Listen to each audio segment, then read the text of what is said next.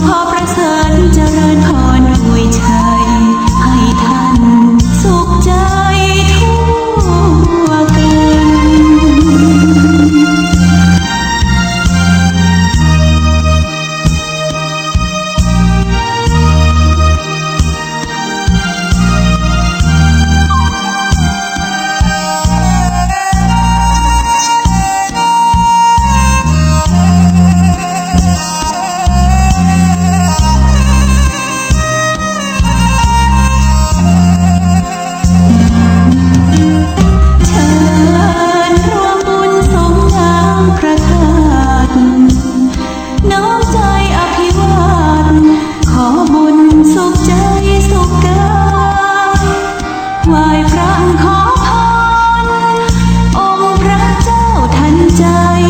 หลวงพ่อประเสริฐเจริญพรอวยชัย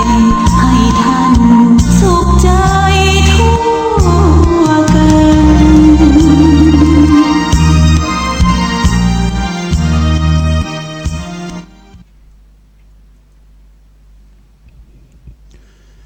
ขอยกมือ10 นิ้วกราบนบนอบน้อมยังพระติรัตนแก้วเจ้าตั้ง3 ประการอันมีพระพุทธพระธรรมพระสงฆ์อันเป็นสรณะที่เปิ่งที่เคารพนับถืออันสูงสุดในชีวิตกราบคารวะแตบไตไวสาปารมีธรรมพระมหาเถรานุเถระภิกขุสังฆสามเณรเจ้าจุตนจุองค์โดยความเคารพเจริญสุขเจริญปอนปออกไม่ออกศรัทธานาบุญติ่นจองห้องวัดจุหนุ่มเท่าใจยิงขอน้อมต้อนรับทุกท่านเข้าสู่รายการมรดกธรรมกำเมืองต่างสถานีวิทยุวัดฝ่ายหินตำบลสุเทพอำเภอเมืองจังหวัดเชียงใหม่สถานีวิทยุวัดหนองกายตำบลสันปะยางอำเภอแม่แตงจังหวัดเชียงใหม่สถานีวิทยุพระพุทธศาสนาจังหวัดเชียงราย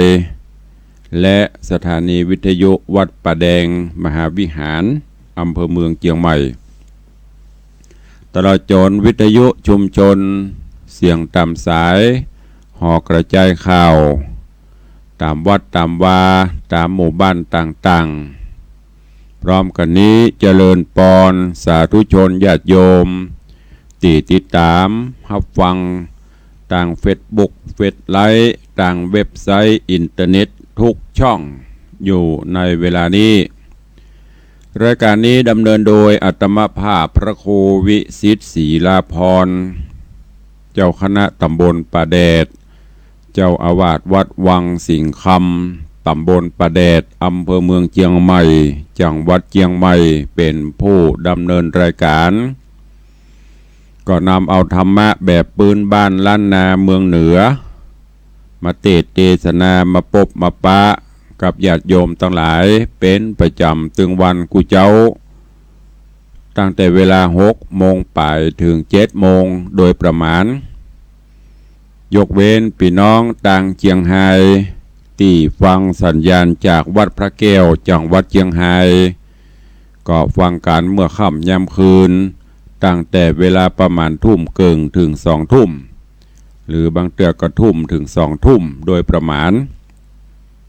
ก็ขอบคุณกับญาติธรรมญาติโยมกูคู่กูโคนเนอร์ที่ได้ติดตามรับฟังมรดกธรรมกำเมืองโดยดีเสมอมาที่สำคัญกราบขอบพระคุณในเมตตาของท่านผู้อำนวยการทุกสถานีตลอดจนญาติธรรมและครูบาอาจารย์พระเจ้าประสงค์องค์เนนที่ฟังจากทางโทรศัพท์มือถือแล้วก็กดแชร์กดไลค์ผ่านไปทางเว็บไซต์ผ่านไปทางเฟซบุ๊กของแต่ละรูปแต่ละองค์แต่ละท่านเนอร์เป็นการช่วยกันเผยแพร่พระธรรมคำสอนคือต่างญาติต่างเปื้อนได้รับฟังกันก็ เทคโนโลยีมันทันสมัยอยู่ที่ไหนก็ฟังกันได้รายการธรรมะทุกๆสถานีที่ญาติโยมติดตามบอกว่าจะอยู่ในสวนในไร่อยู่ในบ้านในจองอยู่ในครัวอยู่ในที่ไหนไหนก็ฟังกันได้ในรถในราก็ได้ก็จะได้บังเกิดซึ่งความเข้าใจในหลักศีลหลักธรรมแล้วก็จะได้น้อมนำมาใช้ในการดำเนินชีวิตประจำวันตุลุงต้องขอสุมาภัยกับปออกไม่ออกเนอะดังตีได้แจ้งไว้หลายครั้งว่าในช่วงนี้ก็มีภารกิจมีศาสนกิจที่จะต้องปฏิบัติโดยเฉพาะใกล้วันงานกินใหญ่ตันหลวงงานป่วยหลวงของวัดวังสิงห์คำงานประเพณีส่งน้ำพระธาตุและใส่ขันดอกก็ใกล้เข้ามาตึงมือตึงวันทำให้ภารกิจหน้าที่ที่จะต้องปฏิบัติก็เข้มข้นหนักขึ้นเพราะฉะนั้นบางวันบางเจ้าก็อาจจะเป็นเทปรายการมาแตนก็ต้องขอสุมาอภัยกับญาติโยมทั้งหลายด้วยเนอะถ้าแล้วการแล้วงานดีๆดักแล้วก็คงจะได้พบปะกับท่านทั้งหลายวันนี้เป็นรายการสดตามปกติแล้วก็จะตันสุดเวลาบัดตันบูดเนอะเพราะเจ้านี้ก็มีศาสนกิจรับบิณฑบาตตีห้างเทสโก้โลตัสสาขากาดคำเที่ยงเสร็จจากหันมาก็มีงานทำบุญสืบชะตาตีบ้านปุจานวัดเมื่อตอนก็ต้องทำงานต่อวันนี้ก็มาฟังกันต่อในเรื่องของจำป่าสี่ต้นตอนที่42ถ้าเป็นผูกก็ผูกที่23เหลือแถม2ผูกปลายจะอวสานแล้ว เรื่องราวในตอนที่แล้วก็มาถึงโพธิสัตว์เจ้านันตะกุมารจะไปเยี่ยมไปเยือนบ้านเก่าเมืองเดิมเมืองป่อบ้านป่อเมืองแม่ก็ได้ล่ำได้ลายังอาสะมาลาตลอดจนตังป่อตังแม่ยักษ์ตลอดจนตังไพร่ฟ้าเจ้าบ้านเจ้าเมืองแล้วก็จะได้ล่ำได้ลาไปภารกิจของตัวเสร็จเรียบร้อยก็จะได้ปิกมาเหมือนเก่าเหมือนเดิมในระหว่างนี้ก็ได้นำปลานาวาหรือว่าเหือพร้อมกับบริวารยักษ์ทั้งหลายลอยล่องไปตามแม่น้ำลำธารจอดพักกันไปเป็นตีแล้วก็จนกระทั่งไปถึงยังตีแห่งหนึ่งต่างสุวรรณไก่สอนกับอัสราชกุมารก็ขอปลีกตั๋วไปเล่นตามภาษาวัยรุ่นก็ไปพบไปปะใส่ละอ่อนแฮม3 ตน 3 คนไปหันใจกันโดยวัยรุ่นความคึกขนองบัดต้องบัดถามว่าเป็นภัยที่ไหนจะได้ไปหันใส่กันพ้นห้องว่าอย่างนี้หันจะตามันประสบอารมณ์ก็ไปลบไปผับต่างคนก็ใจอิทธิฤทธิ์ต่างคนก็ใจวิทยายุทธของภัยของมันสู้ลบกันอยู่จนกระทั่งต่างแม่สุวรรณไก่สอนได้ยินได้หันได้ยินเสียงก็ไปพอไปกอยแล้วก็ต่างป่อพญาก็ไปพอไปกอยสอบถามละอ่อนถึง3ว่าเป็นไผที่ไหนลูกเต้าเล่าไผ แต่ละตนแต่ละองค์แต่ละคนก็ตอบว่าโอ้ป่อคานี้ชื่อว่าพญาเสตราชปกครองเมืองยักษ์อันต่อมากับป่อข้าชื่อพญาปิตราชก็ปกครองเมืองยักษ์เหมือนกันอันต่อมาก็โอ้ป่อข้าชื่อสุวรรณราชปกครองเมืองจำปาพอโปติสัตว์เจ้าได้ยินจะโอ้บะเจ้ไผ่ที่ไหนโลสู่เจ้าตั้งหลายเป็นว่าเป็นลูกเป็นหลานขี้นของข้านี่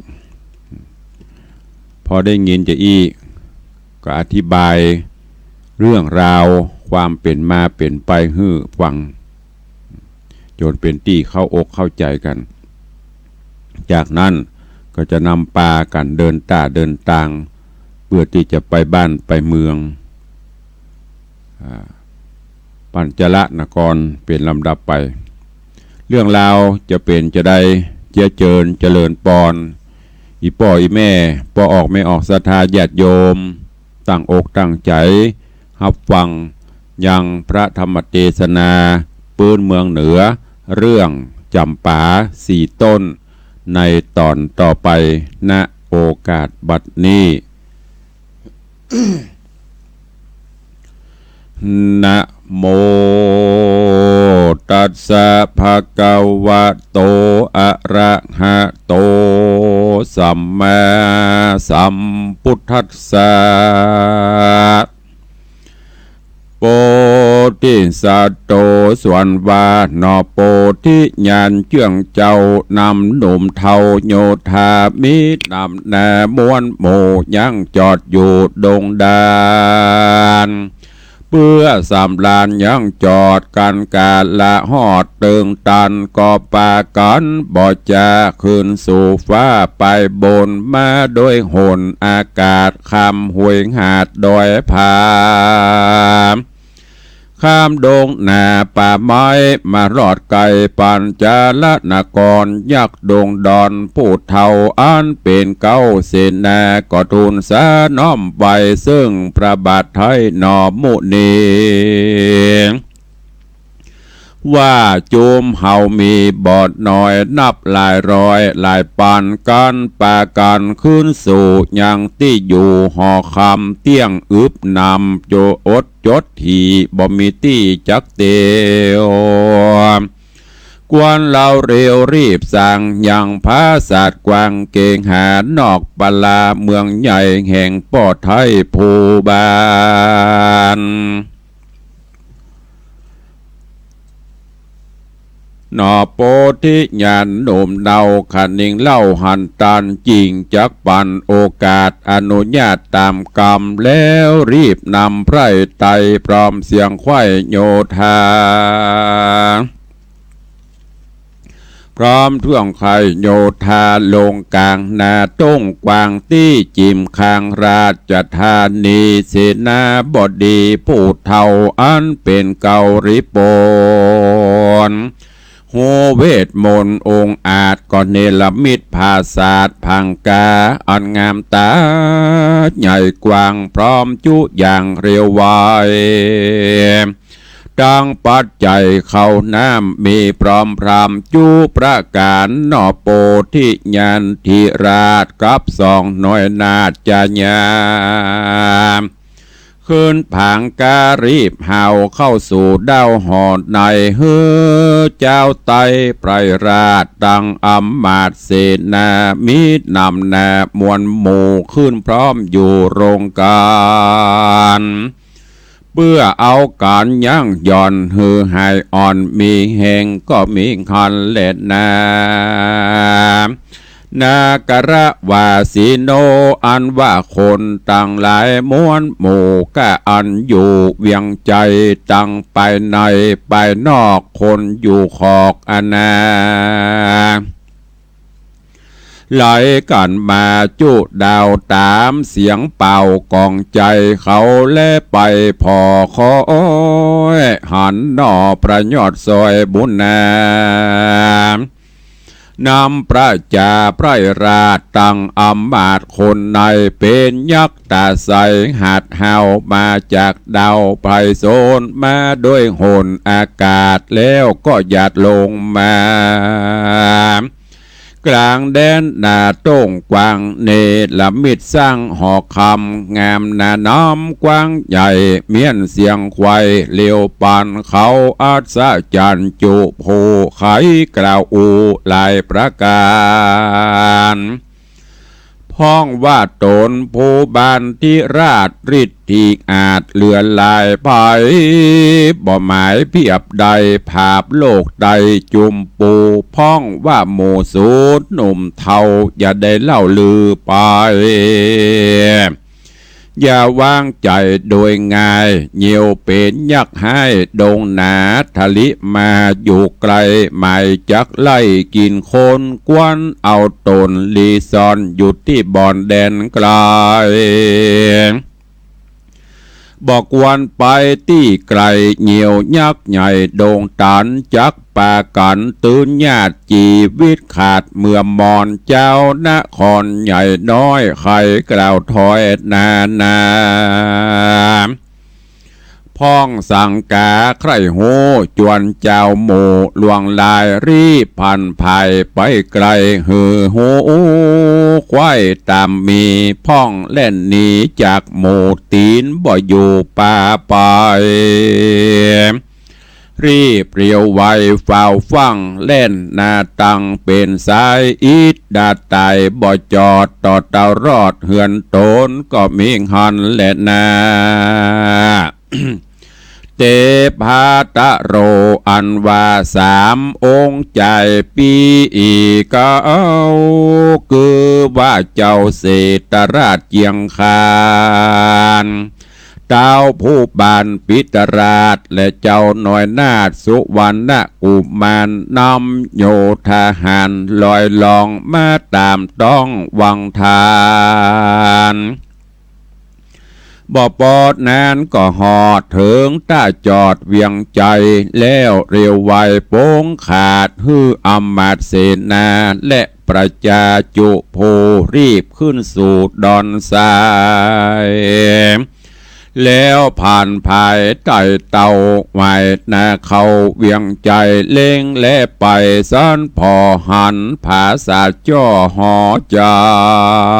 นราชมีวันวะว่องอยู่กลางต้องแดนนาโดโฮงามตากว้างใหญ่พงสร้างใหม่ไปโลนกลางสามคนพี่น้องยินกลิ่งของสังกาจิ้งจักจะถามข่าวซึ่งเท่ายิงใจอ่านยืนใหญ่ต่างไต่เขาก็ไวทูลสาไขขี้แย่บอกกล่าวหือหูข่าวตามมี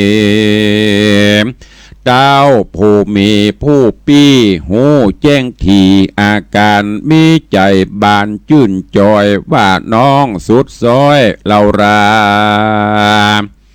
มีเตจามากกว่างภายบ่อ่างเตรียมตันแล้วภายพันฟังเฝ้าเข้าสู่ดาวปุรียะทาและมีแย้มใดดังอันตะตาในกาดละนอนใส่เต่ายศใหญ่นอโปธิญาณก็นำโยธาหารมวลมากออกไปจากหอโตนรีบเตียวโหนไต่เตาโดยพี่เจ้าสายใจ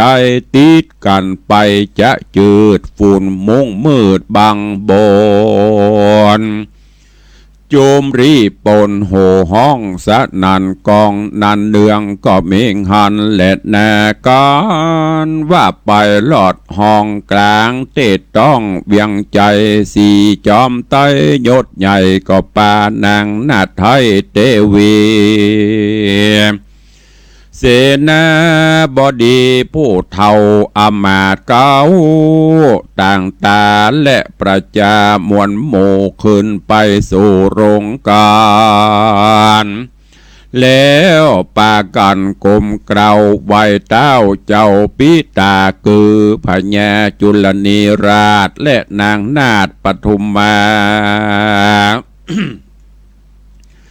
ราชมันดายศใหญ่แล้วน้อมไว้จะทำด้วยกำงามที่ถอยมีบ่อน้อยหลายประการสองผู้บานเจื่องเจ้าหันลูกเต่าสายตาปอกขึ้นแม่มวลหมู่นั่งพร้อมอยู่จอมกันอกเป็นควันเอาห้อนตั้งแต่ก่อนเมินมาก็ไกลกลากร้อยกลาดจากห้องราชสันดานมีใจบ้านจื่นจอยใครกล่าวถอยกำดีตอบสายปุรีลูกไทยฮือหูควายจุประการแล้วจะหวานต้านต่อถามลูกนอนนาสีโบตาเจ้าจ้างก็กล่าวอ้างไข่ปานล่ำดับกันแต่เก่าตราบต่อเต้าถึงไปโดยปริยายหลายแหล่บ่เว้นแว่บทได้จอมไต้ป้อเจ้าและแม่ที่ไวเตวีได้หูดีแจ้งทีบอบมีตีสงสัยก็มิหันและนาการรายตีมาหอดเต้าเจ้ายอดจุลนีอาจยามีโป้งขาดฮืออมาเสนา และพระจามวลหมู่กาอันอยู่เวียงใจเล่นตามใจจุสิ่งมหรสพยิ่งหลายประการโยธาหารต่างดาวใจได้จื่นยาวเจยบ้านต่างสำลานม่วนเล่นบอดได้เว้นยิงใจกองลายเปี้ยผาดตั้งดังขนาดเนืองนันเปื้ออุ่นงานสีเจ้าอันปอกเต้าคืนมาพร้อมจะแย่ยอดซอยและไพร่น้อยคนในจะหาเวียงใจจุโพมวนเล่นอยู่3 วันเจ้าห่อจันจุนละนิราชก็ฮืออำมาตต่างตาตีสัญญาเป่าห้องไปตัวต้องลานหลวงฮือโคนปานปวงม้วนมามวนหมู่ได้ปอกสู่เฮือนตนก็มิหันและนาเอกติวะสังยังมีในวันหนึ่งใส่เต้ายศใหญ่จุลนีอาจจะมีโป้งขาดฮือสีราชบุตร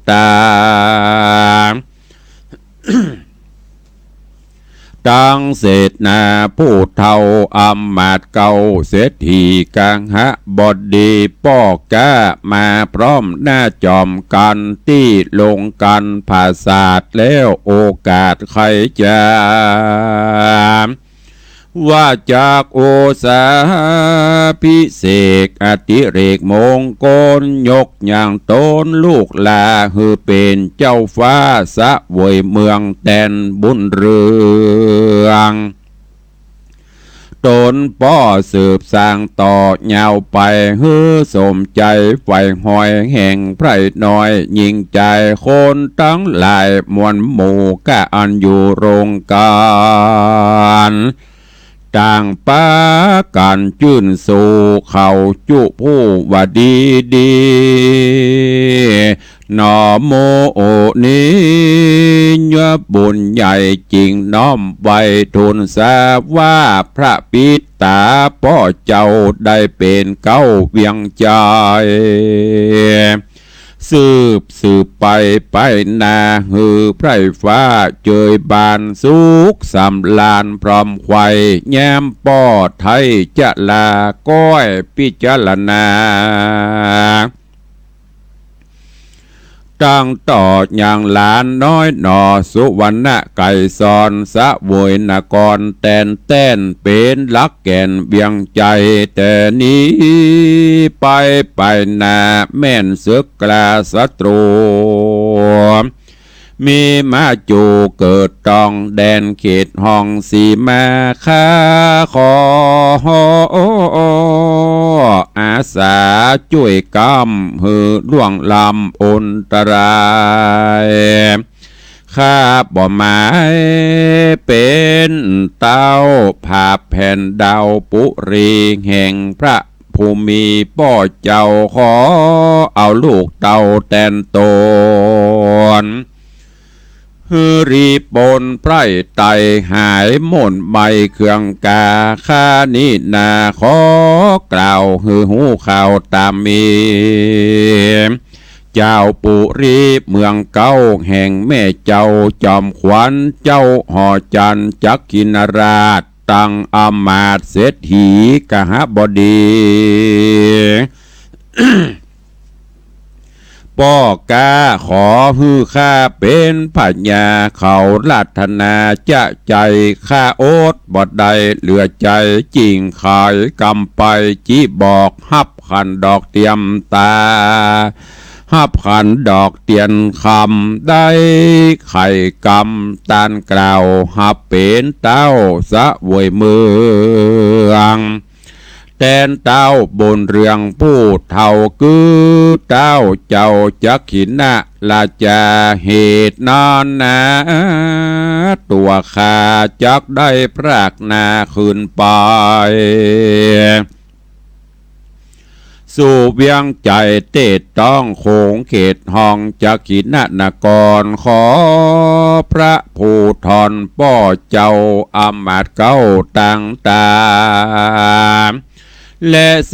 นาม้วนหมู่ได้พร่ำหูตามมีก้อนหนอมุนีกล่าวแล้วเต้าตนเกี่ยวปิตาตังเสนาผู้ท้าเอา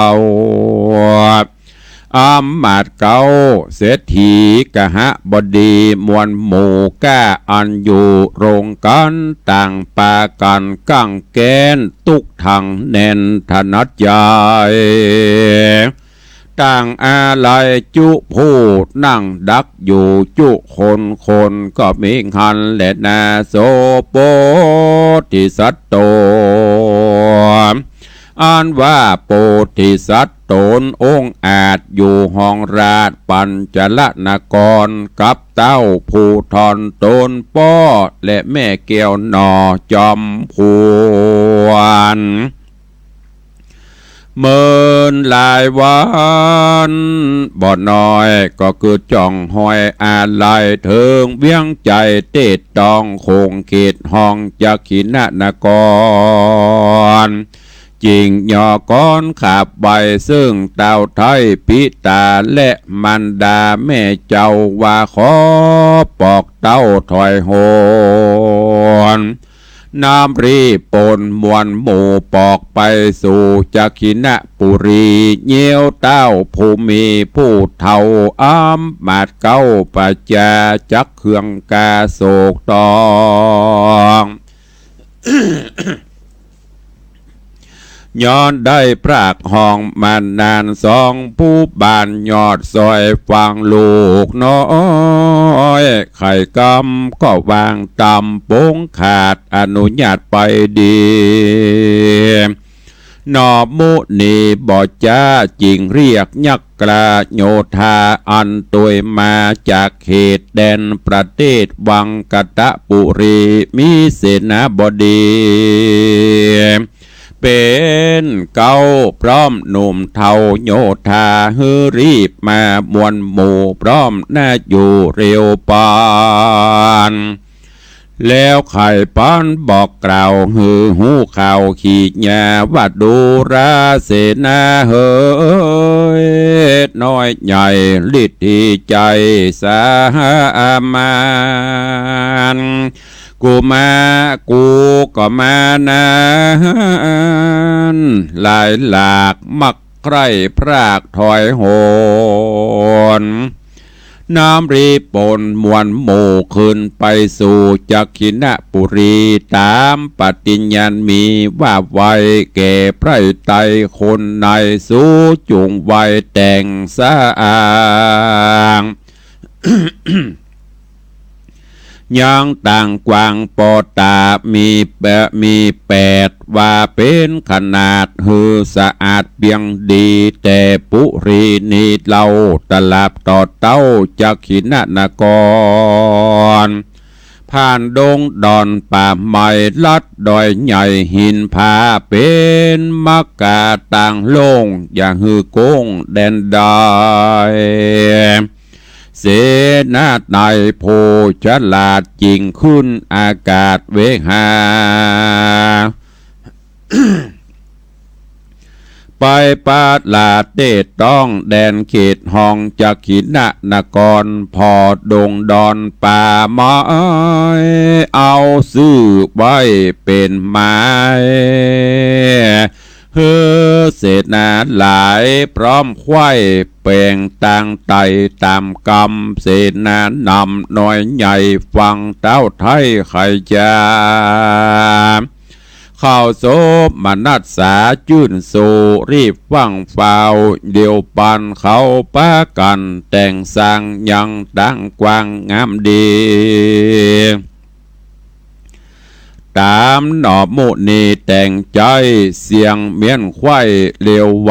ก็มิงหันและนาตามัดทางปะกาเส้นโตสัทธาอาหาสัทธาสัพปัญญูยอดซอยหัน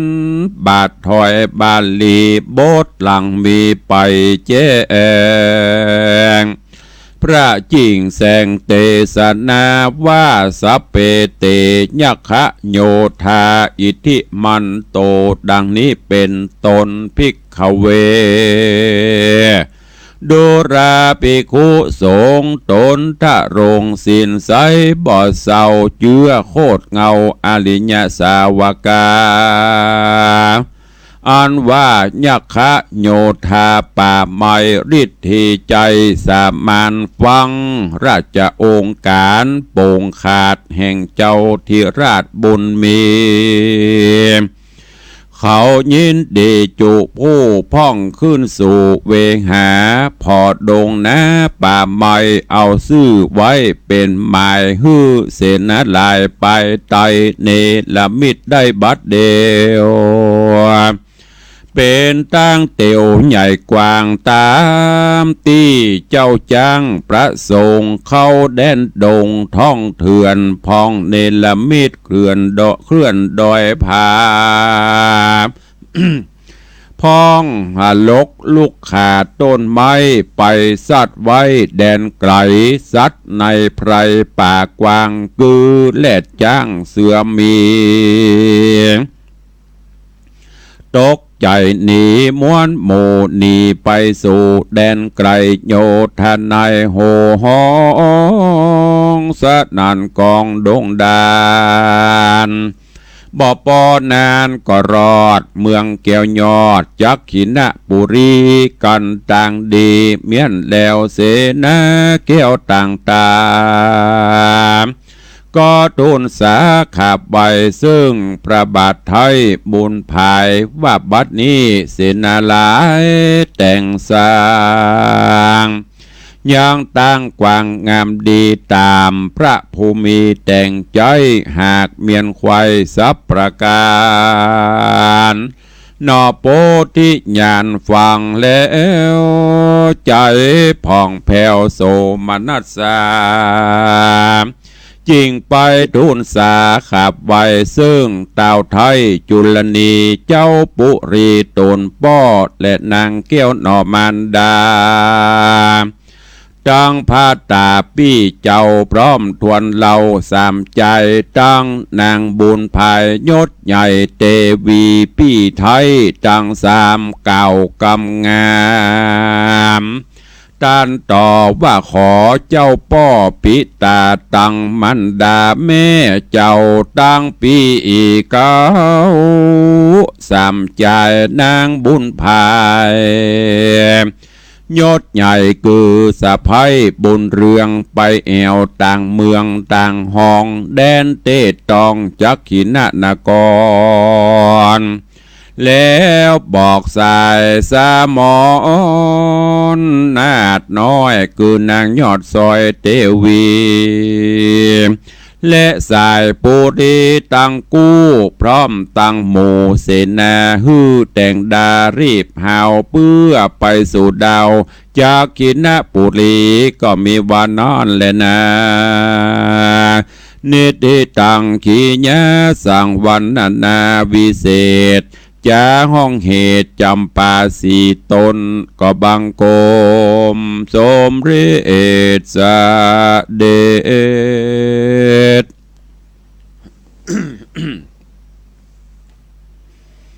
ประธรรมเทศนาจำปาสีต้นจบไปแห่มตอนหนึ่งอันเป็นตอนที่42แล้วก็จบในผูกที่23ค้างแถม2ผูกก็จะอวสานปริปุณังในตอนนี้โพธิสัตว์เจ้าก็จะได้ล่ำได้ราป่อพญาป่อจากเมืองปัญจละนครเพื่อที่จะปิกไปเมืองจักขินะนครเปิ่นขอปกครองบ้านปกครองเมืองโพธิสัตว์เจ้าก็บอกว่าโอ้ป่อปกครองไปเตอะอยู่ไปจนกุมเท่ากุมเจนหากแม้น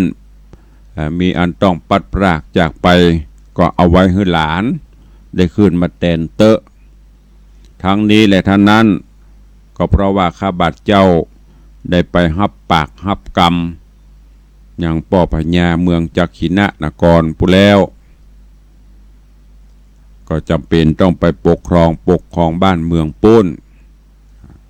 ป่อก็บ่สามารถที่จะคัดได้ก็สั่งฮือเสนาอำมาตย์ทั้งหลายได้มาปรับมาแต่งมาแปลงถนนหนทาง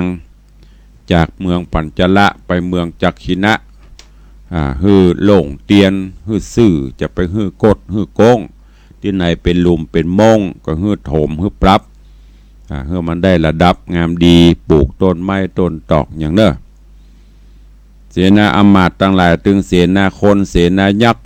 ก็ไปช่วยกันปรับแต่งจนปริปุณณังแล้วกราบทูลเชิญโพธิสัตว์เจ้าเพื่อที่จะเสด็จปิกไปปกครองบ้านปกครองเมืองจักขินะนครเป็นลำดับไปเรื่องราวจำปาสีต้นจักเป็นเจือใดก้อยติดตามฟังกันในตอนต่อไปเนอะวันนี้ตุลุงก็ขอโป่งวางไว้แต่เพียงเท่าอีวันนี้ก็ขออนุโมทนาบุญขอบคุณญาติธรรมญาติโยมเนอะที่ได้ร่วมแสดงเจตจำนงแจ้งความประสงค์ร่วมเป็นเจ้าภาพในงานป่วยหลวงของวัดวังสิงห์คำตะวานี้ต่างคลื่น96ได้ประกาศไปก็มีญาติโยมร่วมกันนักคลื่น96เป็นคลื่นที่ไปไกลน้อยเด้อญาติธรรมก็จะติดจะฟังกันขอบคุณกับโยมแม่แสงล่ากันทิได้ร่วมเป็นเจ้าภาพอาหารเพล1รูปน้ำดื่ม1แพ็คแล้วก็โยมแม่พวงเพชรใจเขื่อนแก้วก็ร่วมเป็นเจ้าภาพน้ำดื่ม2แพ็คโยมแม่ทองอยู่เสตันร่วมเป็นเจ้าภาพอาหารเพลเพิ่มเติมแหม1รูปแล้วก็ร่วมเป็นเจ้าภาพน้ำดื่มแฮม2แพ็คอันนี้ต้องขออนุโมทนาบุญขอบคุณด้วยเนอะที่ได้มีเจตนาร่วมบุญกุศลกับต่างวัดนอกจากนั้นก็มีโยมแม่บัวลอยสุยเสนนี่ก็ได้ร่วมเป็นเจ้าภาพถวายน้ำดื่ม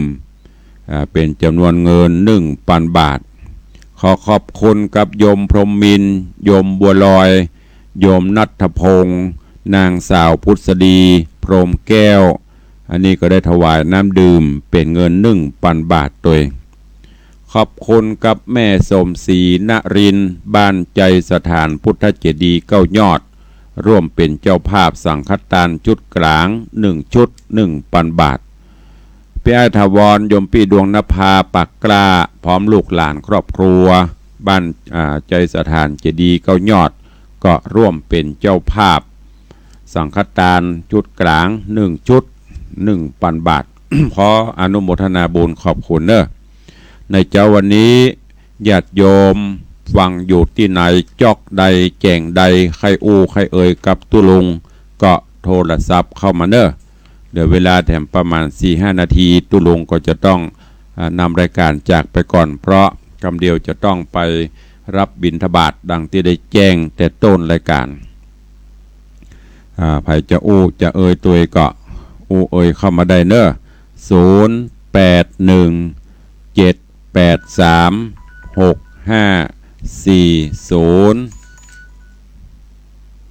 แม่บุญปันว่าจะได้ฮัลโหลเอาก็ฮัลโหลแล้วก็มันยังบอกออกสายมันจะได้บุคคลเนอร์แม่ปันกดรับแล้วแต่มันไม่ออกอากาศใครจะอู้จะเอ่ยตัวเข้ามาเนอร์มีตังใดพ่องใครจะรายงานผลใครจะอู้หรือจะร่วมโมทนาบุญกุศลกับตุลุงสังฆทานก็ยังค้างแถมนักอยู่เนอะพอออกไม่ออกตั้งหลายตลอดจนน้ำดื่มอาหารไผจะเมตตาร่วมบุญกุศลกับตุลุงก็เจริญปอนเนอะแจ้งเข้ามาได้เจริญปอนบริษัทครับท่านพระครูแม่อ่อนฟังอยู่เนอะวันนี้ขอบคุณเนอะป้านานเลินแม่อ่อนรายงานผลเข้ามาฟังอยู่วันนั้นเปิ่นก็มาร่วมบุญกุศลด้วยละกูเตือบฟังวันนี้วันก่อนมาห่วมกวดตุ้ลุงเดือดอีหรอ วันนี้เลยมาห่วมสั่งฆทานฮับหัววัดตัวห้ำน้ำตัววันนั้นนี่ป้านานเลินบ้านแม่อ่อนฟังอยู่ตึงวันก็จะมีป้านานเลินเห็นเนาะแม่ปันเห็นเนาะแม่มอนจันคำเห็นเนาะแล้วก็โยมแม่ประณีเหรอประมาณ5 คนที่ฟัง ที่โทรหันนะหมู่เก่าๆอันใหม่หายเสียบหมดเจริญปอนแม่ปานบ่ได้สามารถค่อยดีวันโทรไปแม่หมดเลยฮะโทรหาถามว่าโควันก่อนนะแบตมันหมดเลยแล้ววันนี้ว่าได้วันก่อนแล้วปะละวันนี้ว่าจะได้โทรไปว่าอย่างนี้รับไปอยู่วันนี้ว่าจะได้มีหยังใจว่าจะได้วันนี้มีหยังมีหยังไปวันนั้นวันผัดกับวันชูอยู่แล้วที่ทำแฟนด้วยแต่ว่าก็วันซืนอย่านั่นละไปโชว์มาเปิดวันก่อนน่ะได้ฟังเกินเดียวไปโชว์มาเปิดท่านพระครูออกเลยเลยเรียกใหม่หวนนี่เนี่ยแต่ว่าลูกโชว์มาเปิดก็จ้ำก็ดีขอบคุณนักเนอะสาธุแม่บุญปันมีงานใจสถานเมียพ่ออาจารย์วัดใจสถานแฟนรายการประจำมีอยู่ก็มันจะมี 3-4 คนเนี้ยโยมแม่ปณีว่าได้ฟังอยู่เจ้าสัญญาณจะโยมแล้วเนาะใกล้จะอวสานแล้วเนอะมะเร็งจะเข้าไปนะเจ้าต้องโทรหาท่านนำกรรมเนอะเจ้าเราคนขับรถมาเจริญปอนเนอะเจ้าให้ตมาโทรหากรรมเนอะเจ้าสาธุโยมแม่ปราณีบ้านหนองแต่นสันปะตองคนก็ช่วยหลายสิ่งหลายอย่างเนอะบ่ว่าจะเป็นทองคำบ่ว่าจะเป็นสังฆทานน้ำดื่มภัตตาหารขอโมทนาสาธุขอบุญกินบุญทานกำจูอุดหนุนเนอะวันนักบรรณาก็ขอให้มีสุขภาพพลานามัยสมบูรณ์แข็งแรงได้อยู่กินอยู่ทานไปเมินเนอะตลอดจนญาติโยมกูคนได้ร่วมบุญกุศลตัวก็ดีได้โมทนาบุญตัวก็ตามเนอะขอบุญปกปักรักษาให้ได้อยู่ดีมีสุขตัวเองไผจะมาห่วมกินห่วมทานกับตุลุงกับทางศรัทธาวัดวังสิงห์คำเนอะวันที่29เมื่อไงก็จะได้เปิดป้ายศาลา9 ห้องยกยอ ยื่นโยงองค์การถวายทาน ศาลาภาคบ่ายสถานบุญก็จะได้แห่ขัวกินขัวตาลเข้าพร้อมกับส่งน้ำพระธาตุเจ้าเจดีย์ไปตลอดวันที่30ก็เช่นเดียวกันกินข้าวน้ำข้าวงายก็เปิดโอกาสให้ญาติโยมได้นำเครื่องไตรยตานขัวกินขัวตาลมาห่วมทำบุญหรือจะมาใส่ขันดอกมาส่งน้ำพระธาตุก็วันค่ำคืนหุ่งหัววัดหัววาต่างๆก็จะแห่ขัวกินขัวตาลประมาณ300กว่าหัววัดเนอะ